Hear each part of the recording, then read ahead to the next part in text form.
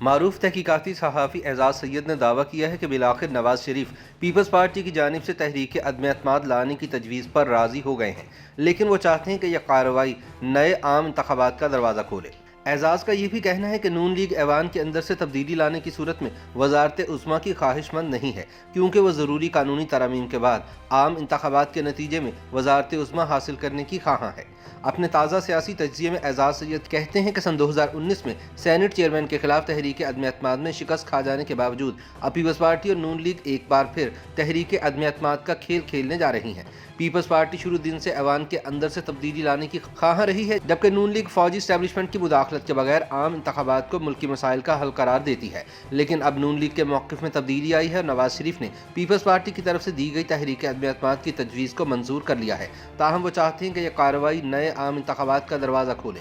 وزیر اعظم عمران خان کے خلاف تحریک عدم اعتماد لانے والوں کی جانب سے یہ دلیل دی جا رہی ہے کہ حکومت کی نااہلی کے باعث اس بار اسٹیبلشمنٹ ان کے ساتھ نہیں ہے اور وہ خاموشی سے ان کا ساتھ چھوڑ چکی ہے۔ اپوزیشن جماعتوں کا یہ خیال بھی ہے کہ سابق ISI چیف لیفٹیننٹ جنرل فیض حمید کے تبادلے کے بعد اب عدم اعتماد کی تحریک کے دوران ماضی کی طرح اسٹیبلشمنٹ کی مداخلت کے امکانات معدوم ہو چکے ہیں۔ تاہم اعزاز سید کے بقول انہیں ایسا کچھ نظر نہیں آ رہا۔ ان کے بقول سچی بات یہ ہے کہ مجھے ابھی تک عمران خان تو تبدیل ہوتے نظر نہیں آ رہے، البتہ وہ مئی میں پنجاب میں ہونے والے بلدیاتی انتخابات کے سلسلے میں گورنر پنجاب چودھری محمد سرور کو ضرور تبدیل کرنے جا رہے ہیں۔ دوسری جانب یہ بھی سچ ہے کہ عمران خان کا یہ نظریہ کہ پاکستان میں کرپشن تمام مسائل کی جڑ ہے بری طرح پٹ چکا ہے اور لوگ ناقص معاشی پالیسیوں کے باعث مہنگائی سے بلک رہے ہیں، مگر کوئی ان کی سننے والا نہیں۔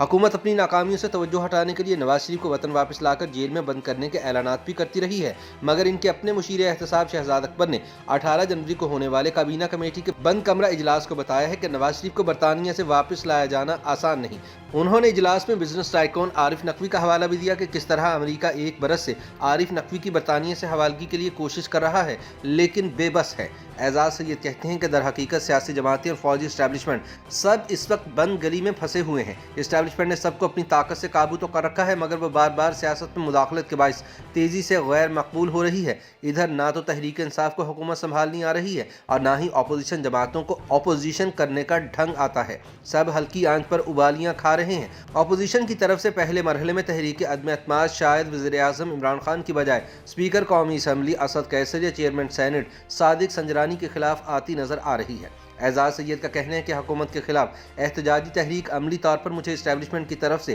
کیتلی میں رکھے اس گرم پانی کی مانند لگتی ہے جو ابل رہا ہے، اس میں سے بھاپ بھی نکل رہی ہے لیکن اسے کیتلی سے ابل کر باہر نہیں آنے دیا جا رہا۔ دوسری جانب سیاسی تجزیہ کاروں کا کہنا ہے کہ اپوزیشن جماعتیں تب تک تحریک عدم اعتماد نہیں لائیں گی جب تک کہ انہیں اس کی کامیابی کا 100% یقین نہیں ہو جائے گا، کیونکہ اگر یہ وار خالی گیا تو عمران خان مزید مضبوط ہو کر ابھریں گے۔